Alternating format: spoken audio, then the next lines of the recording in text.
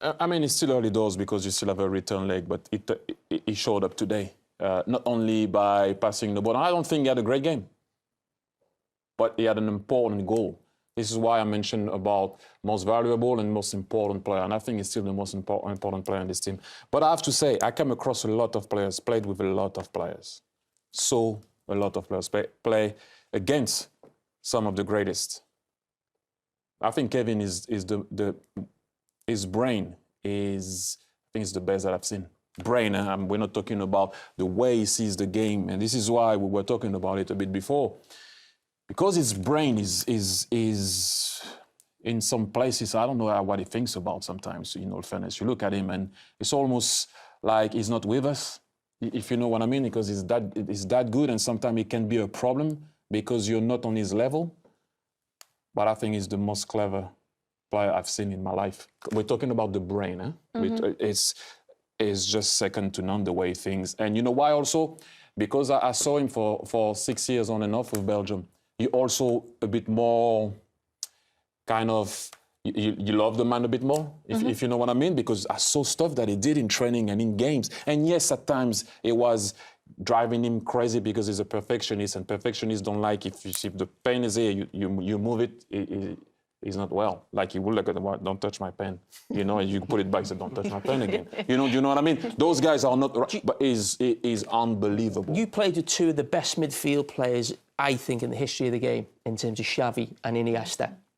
Now they won World Cup, Euros, Champions League. Now, do you think the greatest players, as I've just said, have to win that? Or it can just be you're judging players on their ability and what they do season after season? Or do you think the real greats have to be defined by a tournament in terms of a Euros or a World Cup and the Champions League?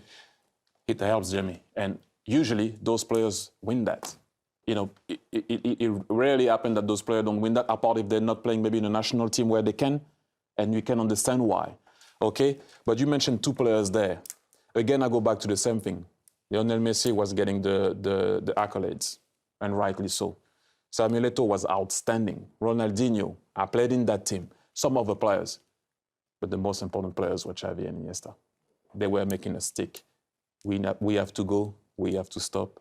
Now we go, now we are them. And what were the stats? You can also bring stats. What were the stats of Andres Iniesta at the end of the season? 4 goals, 5 assists. But man, we needed him. Xavi, also, not a lot. But when they were not there, we were not the same teams. And trust me, with quality, with pace, with power, we had maybe better player, more valuable player, guys with assist and goals at will. But those guys were the most important players. But to go back to what you were saying, yes, it helps. Yes, it solidifies your legacy. But I do think also legacy is about what you transmit and how you transcend people. And Kevin De Bruyne is one of those players. We talked about Thomas Müller the other day. You can be De Bruyne. It's difficult to be Messi. It's difficult to be Zidane. It's difficult to be Ronaldinho. You need some type of skills that those guys, like, they had a conversation with God. It's, you know, but it's what true. What did he say to me and you, God? But you know what I mean. But you can be Kevin. And Kevin, his brain, you know, I'm still thinking about some stuff that I've seen, and it is just on a different planet. And it wasn't his best game tonight. But he delivered. You still have a game at the Etihad, though. Kevin De Bruyne, you might say whatever you want to say about him. I feel like it's really important that sometimes we pay attention at what some players offer into the teams. Like what Thierry Henry is talking about, that in this game, by the way, this is the game that he played at the Bernabeu with Real Madrid, one of the toughest teams to go play with in the Champions League. Went in, got the most important goal, which in a way was they were able to work on to go and win that 4-0 defeat that they gave Real Madrid at the City home ground. And if you hear what Thierry Henry was saying, which I feel like is really important, sorry for that, which I feel like is really important, he talked about how Kevin De Bruyne has a mind of his own, And it's one of the best things that about him that people need to pay attention to. He is a perfectionist. You understand that he thinks a lot. Of course, now if you are a person who does temperaments, you would understand that he is a melancholy type of a person. Melancholy are people who think about every decision before they do it. They triple think the decision and also think if what they thought about is actually okay. You see the confusion. There are people who are calculative in their movements. They don't want to do anything just for doing it. They want it to be perfect. Usually the melancholies are people who are talented, who are really gifted in terms of maybe talented footballers, maybe talented in terms of creating, inventing something new, maybe singers, all these things. That's why you find that most of the people talk about as the greatest are people who find themselves temperament-wise are in the melancholy. And with what Thierry Henry is talking about, because he has managed to spend time with the player, you can tell that this guy is actually a melancholy. So what happens with the melancholies? They want to analyze everything because one of their greatest weapon and also their greatest weakness is their brain, is their mind. It's the greatest because it can create something amazing. It can beautify something. And in this case, when we talk of Kevin De Bruyne, he's able to create the perfect game, the perfect match. He gives you the perfect match. He gives you the whole of himself. He's able to deliver some perfect cross. You wonder how long that took him to get to that point, especially if you are a perfectionist to that point that he's talking about, that he doesn't want anything to go wrong. If I'm kicking the ball like this, it has to go that way. That tells you that if he also kicks a ball and doesn't go where he wants it to go, it affects him because that's how they work with. That's how they work with. That's how they are like the melancholies.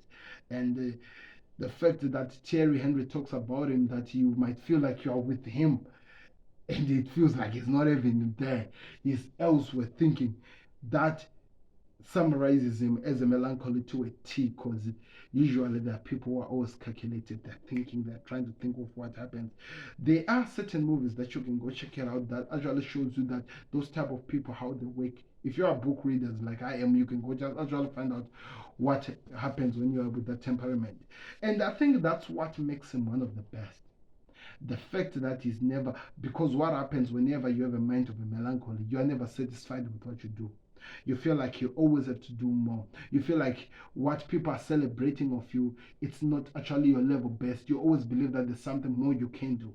That forces you to push yourself. That motivates you to be better, to keep producing and try to become even more better than you are.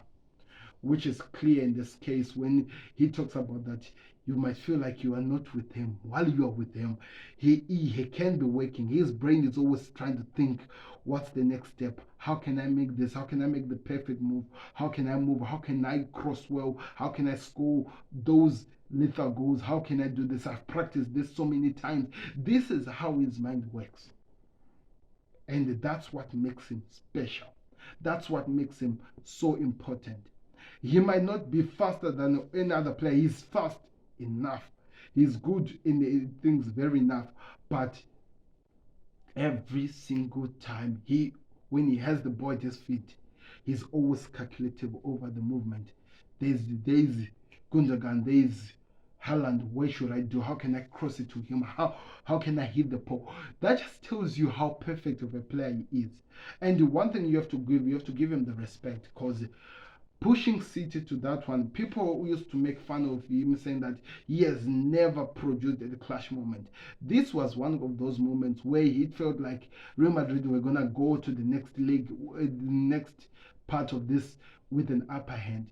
Coming out from Norway, solely scoring that goal, which was an important game goal that they scored, which turned everything upside down when they went that side, was so perfect. That's why Kevin De Bruyne and Pep Guardiola are so, they're a match made in heaven because they've got the same mindset. People make fun of Guardiola that he'll be alone and you'll find himself. He's always like this, doing this thing, talking to a chair. That's a melancholy. You have to be able to read that okay, he's doing that. It means that every single time is calculated. So it means that you have a manager who's not sleeping, thinking, and when he feeds this information, he's feeding to a player who's gonna take it the same way he's feeding it and actually personalize it and try to produce the best game possible. That's why, as much as people talk about how City might drop and what, it's gonna take time before that even happens. Because there is something special with these guys, and you will see. Anyway, people, I hope I've really analyzed what I thought of this. He talked about the other things, about how they had talented players, the Messis, and how the Inestas did and whatever they did. Yes, I get that part, which makes sense, but also you can understand that